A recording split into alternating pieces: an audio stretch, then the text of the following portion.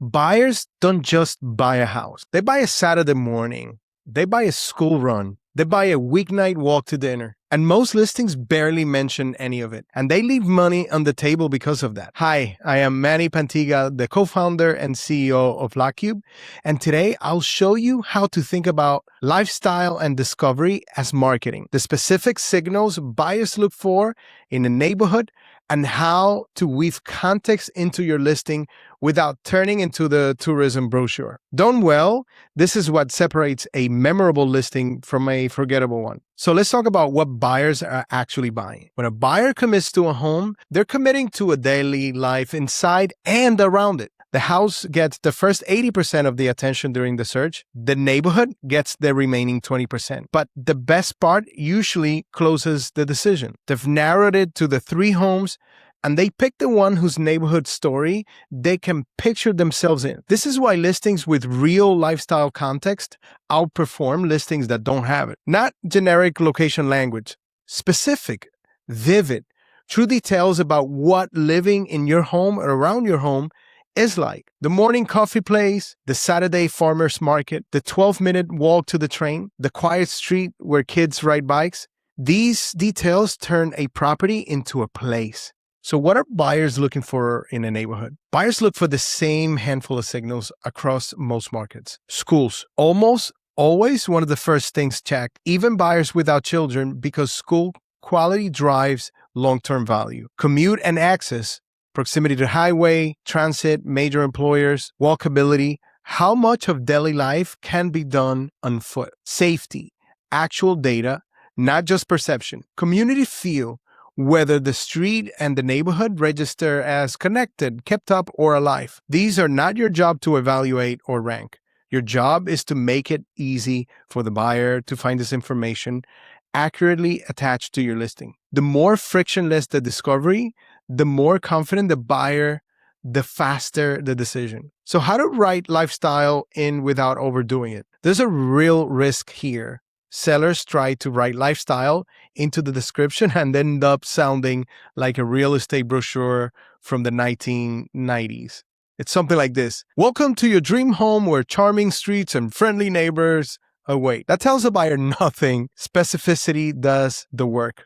Name real things. 2 walks away from Anna's coffee shop, or the Saturday's market on Main Street. A 5-minute walk to Central Park with a fenced dog area and weekend soccer. Or 6 minutes to the Metro North Station platform. 38 minutes to Grand Central. These sentences turn a generic neighborhood claim into something a buyer can verify and feel. Keep it to 2 or 3 sentences in your description. The rest belongs in your discovery and lifestyle content of the listing page, separate from the description, where buyers can browse it without weighing in the main copy. Now, here are some things to really consider. Every neighborhood has trade-offs. The walkable urban location comes with street noise. The quiet cul-de-sac comes with a longer commute. The school district premium comes with a higher price. So trying to hide trade-offs in your copy doesn't fool serious buyers. It just delays the moment when they discover them, usually at the showing or the inspection, where the discovery breaks trust. The better play is honesty upfront. Sellers who name the trade-off in the listing, even briefly, earn buyer trust and pre-qualify the right audience. The right buyer for your home values what you have enough to accept the trade-off. The wrong buyer would have walked away at the showing anyways.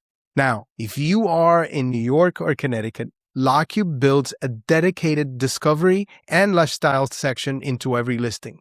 Part of its data, the platform pulls automatically, school ratings, transit times, nearby amenities, and part of it is yours or your agent's to shape. When building your listing, locqube lets you tag it with the lifestyle that match your property, up to 6 of them. Organic gardening, backyard barbecues, a home set up for working remotely, pet-friendly, built for book clubs and family gatherings. These become signals a buyer can search and actually filter by. So the people who want to live the way your home is built to be lived in can actually find it. Most platforms skip this entirely or treat the neighborhood as a static block of generic info. So we want to turn it into something that the buyer explores. The data plus the texture, the places you love, and the routines that make the area work. Buyers spend real time here, and listings that have it consistently outperform listings that don't. After the stage, your listing is ready. In the next episode, we get into the moment that surprises every first-time seller, the final review before your home goes live. It's not just clicking publish. It's a most important quality check in the entire process. I'll see you next week.